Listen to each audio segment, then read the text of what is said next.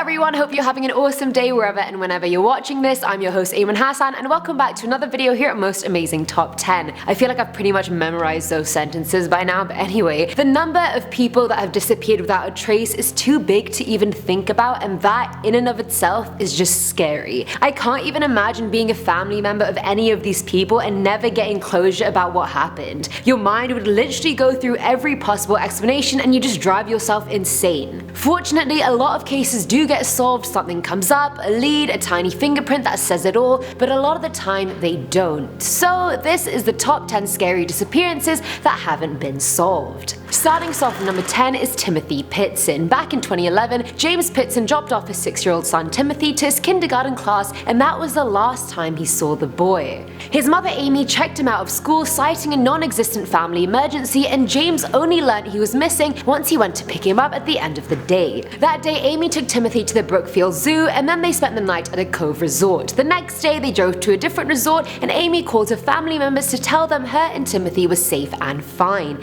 But she didn't call James, which is the weird part. During these calls, many people heard Timothy in the background saying he was hungry, and that was the last time it was confirmed that the two were together. That night, Amy was seen alone at a dollar store, then a food store, and then she checked into the Rockford Inn, and at some point that night, she committed suicide by slitting her wrists, her neck, and overdosing on antihistamines. A hotel maid found her body the next day, along with a note in which she apologized for the mess she created and said Timothy was safe with people who would love and care for him, and ended it with "You'll never find him." The knife she used only had her blood on it, but a quote-unquote concerning amount of blood in her car belonged to Timothy. Despite that, James still holds out that Timothy is still alive and somewhere here. Well, not here, but somewhere. Coming in at number 9 is Diane. So way back in 1998, around Good Friday in Florida, a woman called Diane Orgett was reported missing by her mum. Her mum went on to say Diane suffered from addiction and mental illness and was drawn to and easily trusting of men, especially men with money. Now it's still up in the air whether she left on purpose because of a man or whether it was an abduction. A few days after her disappearance, she left a worrying message on her mum's answering phone. In the message, she screams "help, help" before you hear a sound of some sort of scuffle, and then someone else saying "hey, gimme that" before the message just ends. She tried calling back, but obviously there was no answer. So at this point, okay, it sounds like she's being held hostage by this man, or maybe this was a romantic situation just gone wrong. 2 days later, the tip of Diane's middle finger was found on the side of the road she had been seen walking down. A week later, her clothes were found folded in a bag and disposed of in the freezer of a random convenience store. Totally normal location to just do that. Another bag filled with her makeup was found in another store, and it was labeled Diane. Till this day, no one has been able to find her, but based on the things that they found, I feel like this man probably did murder her. I mean, he already cut off her middle finger, so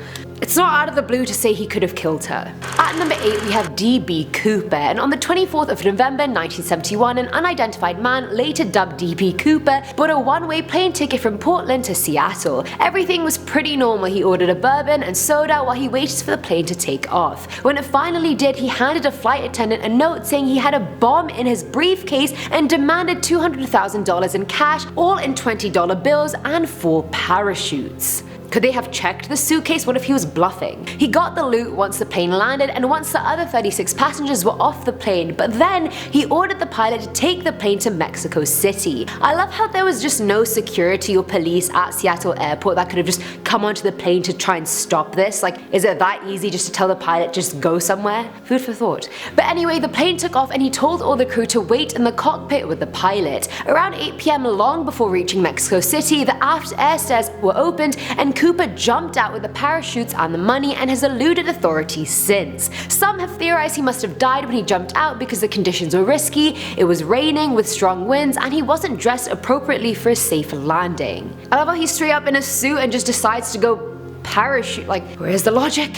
Either that or his neck might have snapped when he opened his parachute, no one really knows. 9 years later, a little boy found bundles of his cash in the Columbia River, so perhaps his body did end up somewhere in the woods of South Seattle. Either way, it still remains the only unsolved hijacking in US history. Filling our number 7 slot is Joan Risch. In October of 1961, Joan's 4-year-old daughter went to her neighbor and told her Mummy is gone and the kitchen is covered with red paint. Obviously, see, it wasn't red paint she was talking about, it was blood. Blood was everywhere, the telephone had been ripped out of the wall, and a bloody fingerprint was left that they were never able to identify. I feel like there was no build up, I just straight went into it there, I'm sorry about that. But anyway, the blood created a trail that led to the driveway, yet no weapon or body was found. That is a horrific scene, but it's also just very suspicious. It's almost perfect, like the one bloody fingerprint, the trail that leads nowhere. It's just a bit suspicious. And to make things worse, it was discovered that summer Joan checked out and read 25 books all about unexplained disappearances. One of them was called Into Thin Air, and it was about a woman who went missing after leaving behind a towel and a bunch of blood smears.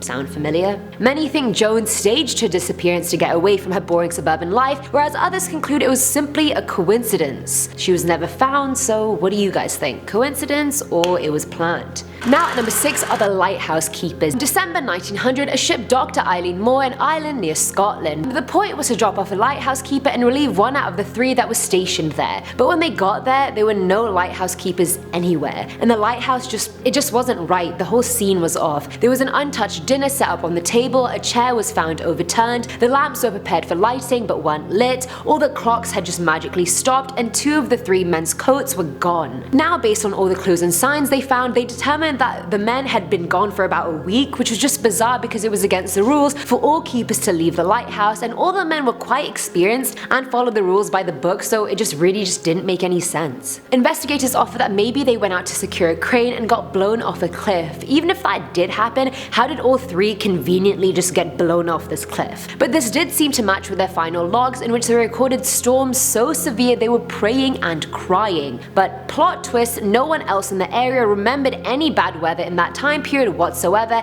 and their bodies were never found. Maybe they just realized they hated their jobs and they were like, screw this, we're out of here, let's change our names and move to Bali. I mean, I doubt that's the explanation, but it could be. Coming in at number 5 is Asha Degree. Back in 2000, on the night before Valentine's Day, Asha's brother woke up in the middle of the night because he heard some sound coming from Asha's bed. He assumed she was just moving around and went back to sleep. So naive, little brother. What Asha was actually doing was getting her backpack that she'd already filled with clothes because she was about to run away. Many drivers saw her on the highway at 4 AM, one even stopped to ask her if she was okay, to which she reacted by running into the woods. That's really ballsy for a 9-year-old to run into the woods at 4 AM. I wouldn't even do that now, and I'm 21. That encounter was the last time she was seen, and search parties found a shed in the woods filled with candy wrappers and a hairbow belonging to Asha. What everyone initially deemed as just a runaway kid took a very dark turn the following year when her backpack was found buried in garbage bags 26 miles away from her house. And she sure as hell didn't walk there.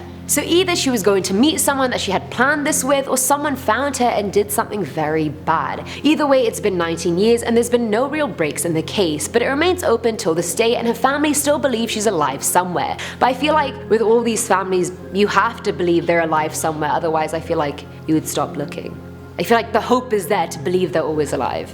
At number 4 are the 3 girls. In the mid-70s in Fort Worth, Texas, 17-year-old Rachel Trickler went to the mall to do some Christmas shopping with her friend Lisa and Lisa's young neighbor Julie. They were seen in the shopping mall during the day, and despite intending to be home by 4 PM, the girls were never seen again. The gifts they bought were safely stowed away in Lisa's parked car, but that was about it. Now, why would 3 girls leave everything all of a sudden? It doesn't add up. How many times am I going to say it doesn't add up in this video? Do let me know, keep a tally. Anyway, the only break in the case was a letter Rachel sent to her husband. Yes, I know being married at 17 is a bit much, but this was the 70s and it was Texas, so take it with a grain of salt. The letter itself was also quite shady. She wrote, "I know I'm going to catch it, but we just had to get away. We're going to Houston. See you in about a week. The car is in Sears up a lot. Love, Rachel." No idea what she's referring to when she says I'm going to catch it. Catch what, an illness? Very confused. On the letter as well, her husband noticed she misspelled her own name the first time she tried to write it, and many of the numbers on the postmark were backwards. He thought he was trying to tell her something in code, but felt useless in the situation because he just couldn't figure it out. Despite it having been 40 years since the disappearance, the family still release pigeons in their honor every year. Filling our number 3 slot is Maura Murray. Maura was a 21-year-old nursing student living in Massachusetts. She emailed her professors in Feb of 2004 telling them she'd be missing class lost due to a family death, which was a complete lie. She instead emailed her boyfriend, withdrew some money, packed a bag, bought alcohol, and hit the road. Because that's the first thing you want to do when you hit the road, evidently. That night it was snowing quite a bit and her car hit a snowbank 140 miles away from her house. A bus driver asked if she needed help and she said no, but he called the police anyway, and that was the last time anyone saw her alive. Police found wine and a map to Burlington, Vermont, but her wallet, phone and keys were all gone. Her life wasn't troubled really, she had no reason to run away according to her dad. During the search parties, a dog followed her trail for a while, but there were no footsteps in the snow anywhere. Before she disappeared though, things were a bit weird in her life. She was visibly upset that week at work after getting a call from her sister about a fight she had had with her own boyfriend. 2 days before the disappearance, she crashed her dad's car and the damages cost her $10,000. A note was found in her dorm implying Maura and her boyfriend were also having troubles. I love how this started, normal is just slowly going very downhill. The note actually wasn't a note at all, it was printed out emails between her and her boyfriend about him seeing another girl. He took leave from the army to look for her, and a while later he said he received a voicemail of just breathing and then crying or a whimper, which he was sure was her. Either way, the call was from a prepaid calling card, so it couldn't be tracked, and no one has heard from her since. Now at number 2 is the Polaroid picture. New Mexico, 1988. The September day started off pretty normal. 19-year-old Tara Calico went for a bike ride and then had a tennis date with her boyfriend later in the afternoon, but she never came home. Plot twist, even though everyone obviously knew that was coming. Her mother started frantically looking for her and found the tape she'd been listening to in a ditch by the highway. The situation got worse when police found bits of her Walkman and bike at a campground 20 miles from where she lived. After that, the search went nowhere, no more leads, no nothing until a year later. A random woman had just been shopping in a grocery store when she found a Polaroid picture in the parking lot. The picture was of a teenage girl and guy tied up on a mattress with tape on their mouths, and it seemed like they were in the back of a van. First of all, can we just pause for a second. First of all, if you're involved in doing something like this, why the hell would you take a disposable picture of it that you could easily lose?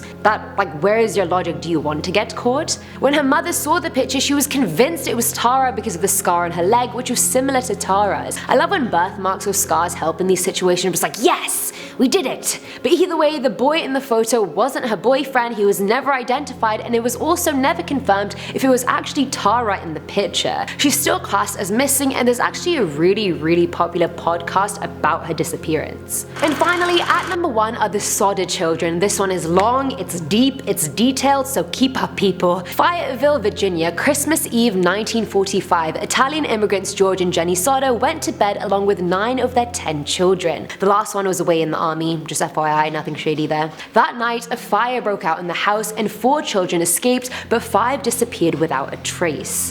George tried to go back into the house to get the remaining 5 children who were all upstairs, but the downstairs floor and staircase were completely engulfed in flames, so he tried something else. He usually kept a ladder propped up against the house, so he thought he'd use that, but that was weirdly missing. He then thought he would drive his truck next to the window, climb atop it, and go from there. But again, weirdly enough, neither truck would start despite both of them being perfectly fine the day before. Despite calling the fire department twice, no one got any operator response, and by the time the crew actually came, it was 8 AM and the house was just a pile of ash. After the investigation was over, there was no bodily remains found amongst the rubble, so they suggested to the family that the fire was so hot it fully cremated the kids. But George and Jenny just had their doubts. They even went to a crematorium where they were told that bones remained even if they were burned at 2,000 degrees for 2 hours, and mind you, their fire only lasted 45 minutes. Months before the fire, a stranger told George the 2 fuse boxes at his house were going to cause a fire. Around the same time, another man tried to make him buy family life insurance and got angry when George declined and said, "Your goddamn house is going up in smoke and your children are going to be destroyed. You're going to be paid for the dirty remarks you have been making about Mussolini." And keep in mind, in this community there was a lot of Italians.